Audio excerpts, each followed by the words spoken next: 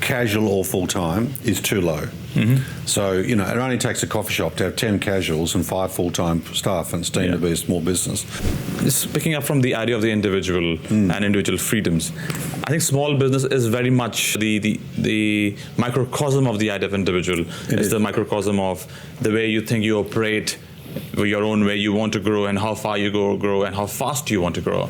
And that when the individual wants to grow faster and then broader, the regulation comes always on the top to cap the growth, and the individual or the organization or the small business have to think twice where the cap is, how much far further they can grow, and then they say, no, I don't want to grow from here further because the regs are much heavier on me from there onwards. And in a way, it is disincentivizing the individual to be wealth creator, jobs creator, and people who are supporting the communities as well. The more you have, the more you will give. That's right. So how do you see that, the regulation capping the growth on the idea of individual? I think regulation should be based around predominantly safety. We need to have safe workplaces.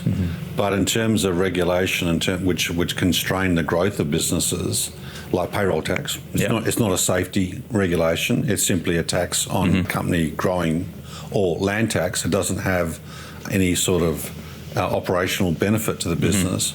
So I think regulation should be only apply to regulate, to ensure that we have safe workplaces, and that's important, and that didn't really exist 20, 30 years ago.